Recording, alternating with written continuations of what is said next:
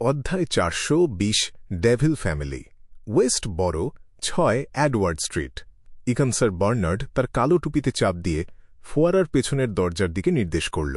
সে ক্লাইন, আইসেনগার্ড এবং কাসলানাকে বলল, আমরা খবরের কোনো ফাঁস হয়েছে কি না তা খুঁজে দেখতে সব ধরনের তথ্য চ্যানেলগুলো তদন্ত করে দেখেছি।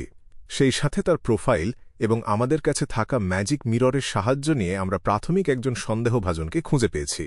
ম্যাজিক মিরর বা জাদুর আয়নার কথা বলার সময় তুমি নির্ঘাত একটু থেমেছিলে। আমি ভাবছি তুমি নিজের কাঙ্ক্ষিত উত্তর পেতে ঠিক কী দাম দিয়েছ।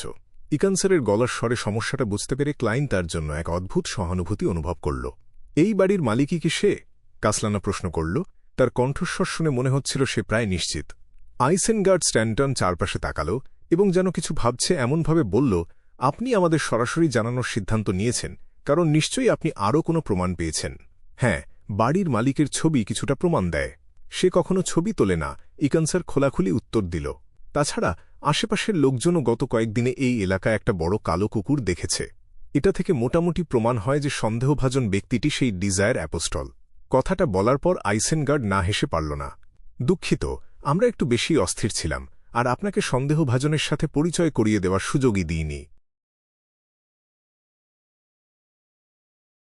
ফোয়ারা পেরিয়ে বাড়ির প্রধান দরজার দিকে হাঁটতে হাঁটতে ইকানসার দ্রুত বলল, এই বাড়ির মালিক প্যাট্রিক জেসন। সে একটি ছোট ব্যাংকের প্রধান শেয়ারহোল্ডার। প্রতিবেশীদের বর্ণনা অনুযায়ী সে বেশ হাসিখুশি, উৎসাহী এবং আশাবাদী একজন মধ্যবয়সী লোক যে অবিবাহিত থেকেছে, তবে ধারণা করা হয় তার বেশ কয়েকজন রক্ষিতা ছিল। তার যে পরিমাণ সম্পদ, সেই তুলনায় সে খুব কম কর্মচারী নিয়োগ দেয়। যখনই কোনো ভোজ বা নাচের আসর বসে, তাকে city family servant assistance association থেকে একদল অস্থায়ী কর্মী ভাড়া করতে হয়। এই ব্যাপারে তার ব্যাখ্যা হল ইনসোমনিয়া বা অনিদ্রার সমস্যা। খুব বেশি কর্মচারী থাকলে তার প্রয়োজনীয় নীরবতা বিঘ্নিত হয়। আমি বলতে পারি যে তার অনেক গোপন কথা লুকানোর আছে, তাই সে খুব বেশি কর্মচারী ভাড়া করার সাহস পায় না। আইসেনগার্ড কিছুটা রসিকতা করে বলল। ক্লাইন, যে কিনা একজন কর্মচারীও নিয়োগ দেয়নি, কিছুটা অপরাধবোধ নিয়ে বলল, হয়তো স্রেফ তার আর্থিক অবস্থা অন্য মানুষের ভাবনার মতো ততটা ভালো নয়। হ্যাঁ, এটা একটা কারণ হতে পারে যা উড়িয়ে দেওয়া যায় না। আইসেনগার্ড বারান্দায় উঠে প্রধান দরজার সামনে এল। ইকানসার ক্লাইনের দিকে তাকিয়ে যেন কিছু একটা বুঝতে পেরে বলল, আপনি কোনো কর্মচারী ভাড়া করেন না এবং কেবল বাড়িওয়ালার দাসীকে দিয়ে সপ্তাহে 2 বার পরিষ্কার করান। এটা কি আপনি যে একজন বিয়ন্ডার সেই গোপন তথ্য লুকানোর জন্য? আমার সব গোপন তথ্যের মধ্যে এটাই সবচেয়ে তুচ্ছ। ক্লাইন ইচ্ছে করে একটু তেতো হাসল এবং বলল, হ্যাঁ। কথা বলতে বলতে ইকানসার সামনের দরজাটা ঠেলে খুলল এবং সাথে সাথেই এক অবর্ণনীয় দুর্গন্ধ বেরিয়ে এল। পচনের গন্ধ। আইসেনগার্ড মুহূর্তের মধ্যে রায় দিল। ইকানসার মেশিনারি হাইভ মাইন্ডের একজন সদস্যকে ডাকল। কার্লসন, কোনো সন্ধান পেলে? বিয়ান্ডার কার্লসন মোটা চশমা পরেছিল এবং তার মুখে এক জটিল অভিব্যক্তি ছিল। আমরা এখানে অনেকগুলো লাশ পেয়েছি। বেসমেন্টের সিমেন্টের ভেতরে, মোটা দেয়ালের ভেতরে এবং বাগানের আগাছায় ভরা জায়গায় একের পর এক লুকিয়ে রাখা লাশ পাওয়া গেছে। সবচেয়ে পুরনো লাশটি 10 বছরেরও বেশি আগের হতে পারে, আর সবশেষগুলো সেই কর্মচারীদের যারা কয়েকদিন আগেও বেঁচে ছিল। কিছু কেবল কঙ্কাল হয়ে গেছে, কিছুটা পচা। ডিকন, এই জায়গাটা তো একটা কসাইখানা। সে কথা বলার সময় মেশিনারি হাইভ মাইন্ডের সদস্যরা এবং সতর্কতার সাথে বেছে নেওয়া পুলিশ অফিসাররা একের পর এক লাশ বের করে আনল। কিছু লাশ ছিন্ন বিচ্ছিন্ন ছিল। জিভ, আঙুল, পাকস্থলী, চোখ ইত্যাদি সব ছড়িয়ে ছিটিয়েছিল। কিছু লাশ স্রেফ হাড়গোড় হয়ে গিয়েছিল।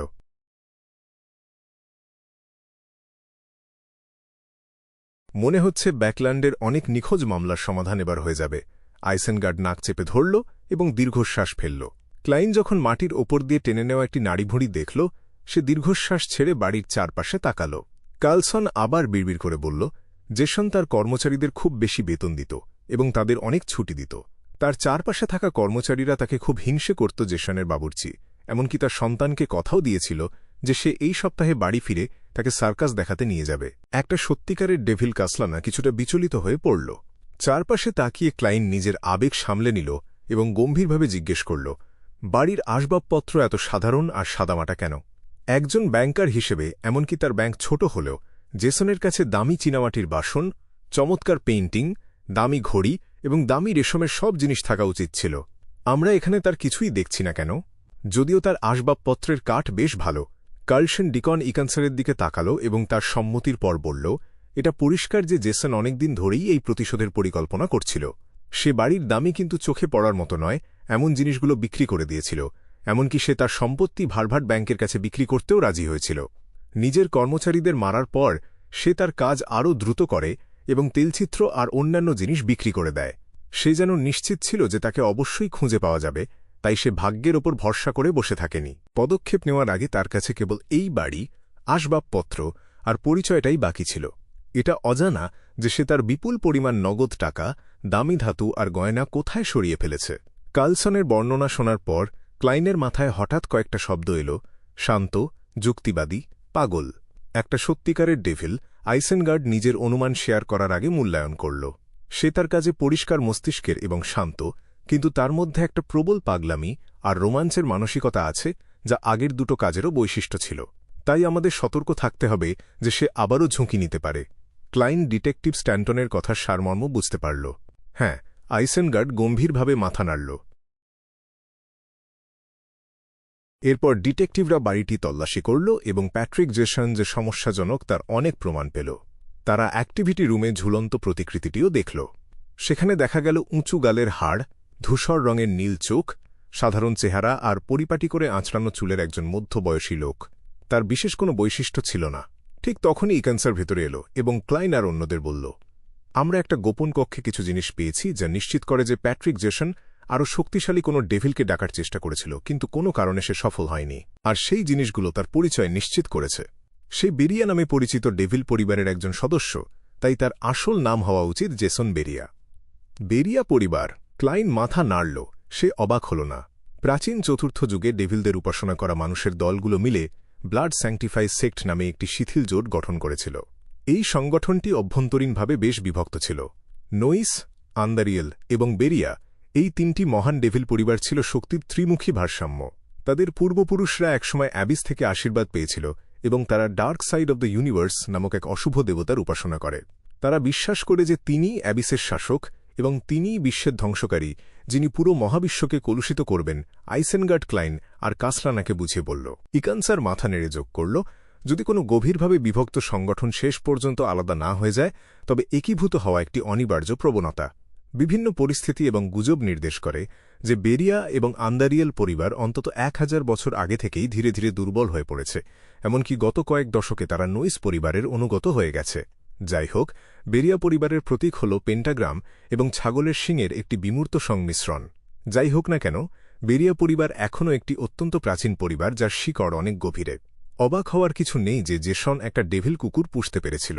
হাই, এটাই একমাত্র কারণ নয়। অন্য কারণ হল সে একটা ব্যাংকের মালিক ছিল, যদিও সেটা বড় ছিল না। দ্বিতীয় যুগে ডার্ক সাইড অব দ্য ইউনিভার্সের সাথে মিল থাকা প্রাচীন দেবতা ছিল ডেভিল মোনার্ক ফারবাউটি।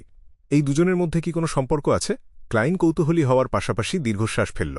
অনেক খোঁজাখুঁজির পর 3 ডিটেকটিভ এবং মেশিনারি হাইভ মাইন্ডের সদস্যরা কেবল এটাই নিশ্চিত করতে পারল যে প্যাট্রিক জেসনই সেই ডিজায়ার অ্যাপোস্টল, কিন্তু তারা লোকটির বর্তমান অবস্থান খুঁজে পেল না। অন্যদের কাছ থেকে সাহায্য নেওয়ার অজুহাতে ক্লাইন জেসনের ব্যবহৃত একটি রুমাল নিয়ে নিল, যা সে ডেভিলকে ডাকার সময় ব্যবহার করেছিল। ক্লাইনের পরিকল্পনা ছিল ধূসর কুয়াশার উপরে গিয়ে এটি নিয়ে গণনা করা। জেসন তার নিয়মিত ব্যবহারের জিনিসগুলো সরিয়ে ফেললেও এটা হয়তো কাজে দেবে। কিছুক্ষণ পর ইকান্সার তাদের কাছে এলো এবং ভারী মুখে বলল, নাইটহক্সরা সেই সিল্ড আর্টিফ্যাক্টটি এখানে নিয়ে আসছে। আমরা আগেভাগে ব্যবস্থা নিচ্ছি। ঠিক আছে, আইসেনগার্ড এবং কাসলানা একই সাথে উত্তর দিল। ক্লাইনের কথা বললে সে তো মনে মনে অনেক আগেই হাত পা তুলে সমর্থন জানিয়েছিল।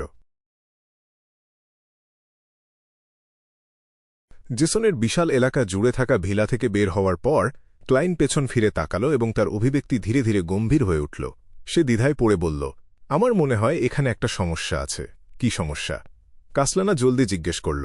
ক্লাইন ভেবেচিন্তে বলল, সে ব্যাংক, তার ব্যবসা আর অনেক দামি জিনিস আগেই বিক্রি করে দিয়েছে। এর মানে হল জেসন তার বর্তমান পরিচয় আর জীবন ত্যাগ করার জন্য তৈরি। যদি তার উদ্দেশ্য কেবল সেই ডেভিল কুকুরের জন্য প্রতিশোধ নেওয়া হয়, তবে কেবল তার জন্য এই ধরনের দীর্ঘমেয়াদী কাজ করার কথা নয়। হয়তো ডেভিল কুকুরের সাথে তার খুব গভীর সম্পর্ক ছিল। শার্লক, তুমি হয়তো তেমনটা ভাবছ না, কিন্তু আমি এমন অনেক মানুষকে দেখেছি যারা পোষা প্রাণীকে পরিবারের সদস্য মনে করে। কাসলানা দ্বিমত পোষণ করল। পাশে দাঁড়িয়ে থাকা আইসেনগার্ড গম্ভীরভাবে বলল, না, শার্লক একদম ঠিক বলেছে। কাসলানা, তুমি কি জানো ডেভিল পাথরের সিকোয়েন্স আর্টের প্রাচীন নাম কি ছিল? কাসলানার চোখে চিন্তার ছাপ দেখা দিল। সে সম্ভবত নামটা শুনেছিল, কিন্তু ঠিক এই মুহূর্তে মনে করতে পারছিল না। সেই মুহূর্তে ক্লাইন নিচু স্বরে উত্তর দিল, কোল্ড ব্লাডেড বা রক্তহীন। কোল্ডব্লাডের নামটা নিয়ে ভাবার সময় সে হঠাৎ বুঝতে পারল কেন দুই মহান ডিটেকটিভ মরিয়ার্টি আর স্ট্যান্টন এমনটা বলেছিলেন। তার প্রতিক্রিয়া দেখে ক্লাইন অন্য একদিকে নির্দেশ করল, চলুন আমরা আলাদা হয়ে যাই এবং নিজেদের তথ্য চ্যানেলগুলো ব্যবহার করে খোঁজ নেই। আইসেনগার্ড আর কাসলানার কাছ থেকে ইতিবাচক সাড়া পেয়ে সে দ্রুত বিদায় নিল। তবে সে ব্রিজের দক্ষিণে এমলিন হোয়াইটের খোঁজে গেল না। সে চিসাক পুলিশ স্টেশনে গিয়ে তার জামিনের 50 পাউন্ড তুলে নিতে চাইল। ইতিমধ্যেই এটা প্রমাণিত হয়ে গেছে যে তার কোনো সমস্যা নেই। আইসেনগার্ড, স্ট্যান্টন এবং সরকারি বিয়ন্ডাররা উভয়ই তার হয়ে সাক্ষ্য দিয়েছেন।